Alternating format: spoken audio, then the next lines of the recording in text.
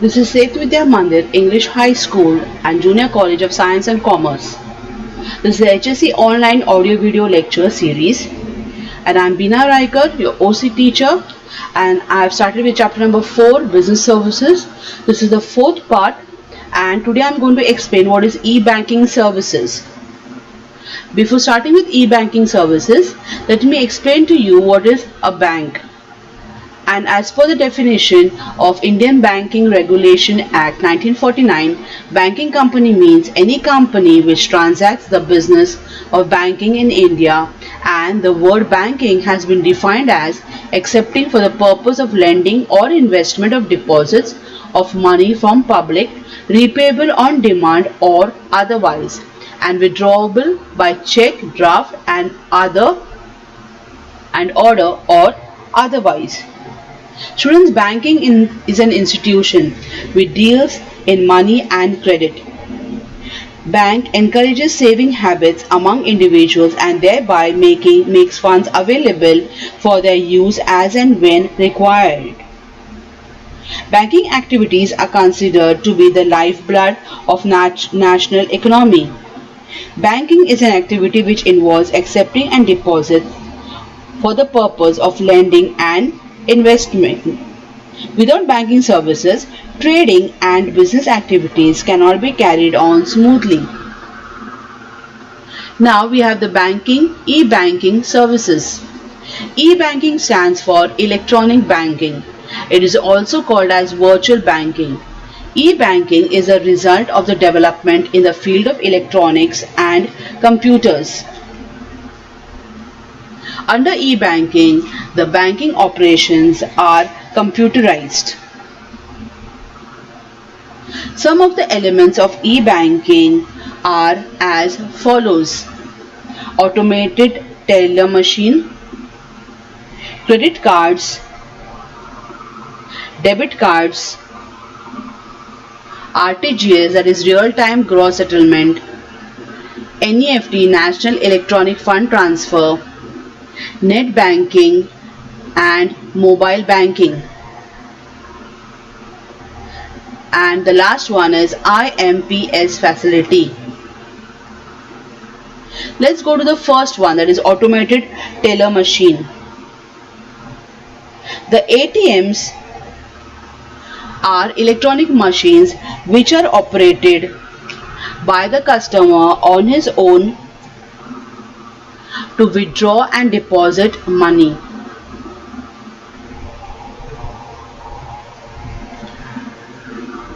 It can be used for other banking transactions also, such as balance inquiry, transferring money, request for checkbook and bank statements. Nowadays, ATMs also provide facilities of cash deposits through cash deposit machines. The second one is credit cards. A credit card is a payment card. It allows the cardholder to pay for different transactions he performs. The issuing bank creates a revolving account and grants a line of credit to the customers or users. Credit card offers convenience to customers. Next is a debit card. Most of the banks nowadays offer debit cards as soon as account is opened by account holder. Through debit cards, the amount gets deducted from account holder's account. Some banks offer personalized debit and credit cards as per the requirements of customers.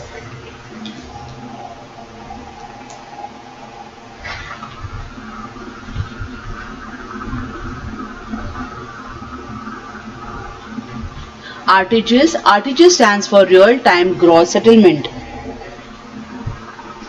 RTGS is a fund transfer system where transfer of funds or money takes place from one bank to another on real-time or gross basis.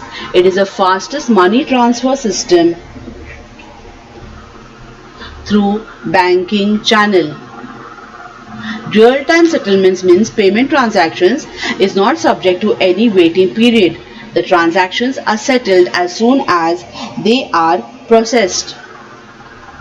The receiving bank has to credit the account of the clients within 2 hours of receiving the funds transfer message. Gross settlement means the transactions are settled on one-to-one basis without bunching with any other transactions. The minimum amount to be remitted through RTGS is 2 lakhs, while there is upper limit for transaction.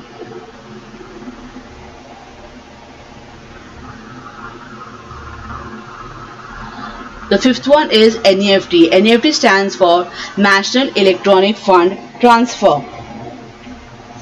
It refers to a nationwide system that facilitates individual firms and companies to electronically transfer funds from one branch to another.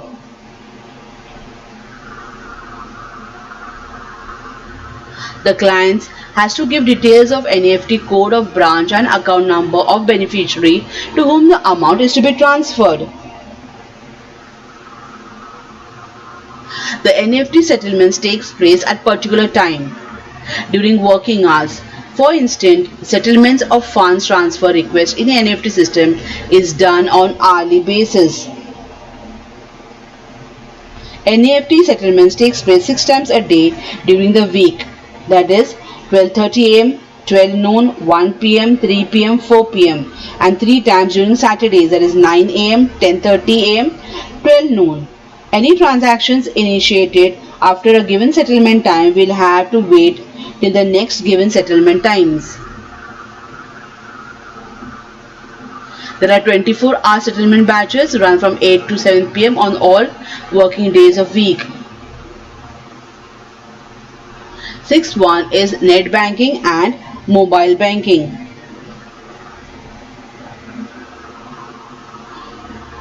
The client is able to transact banking operations with the help of computers, laptops, and other gadgets.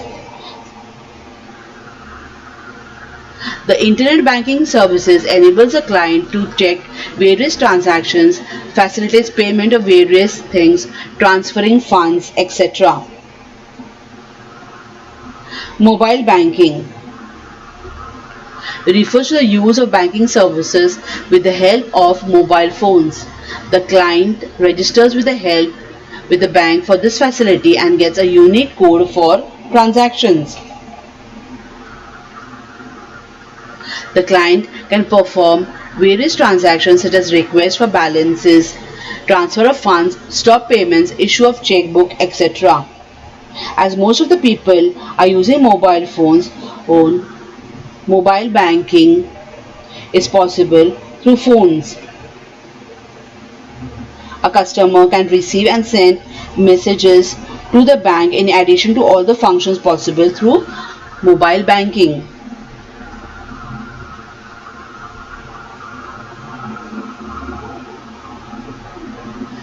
IMP stands for Immediate Payment Services. This facility allows customer to instantly transfer funds to any bank account.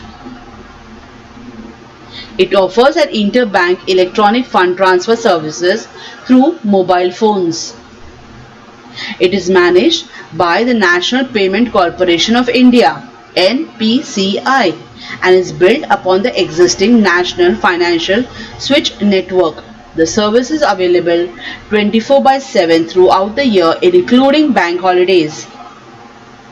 It is managed by the National Payment Corporation of India and is built upon the existing National Financial Switch Network.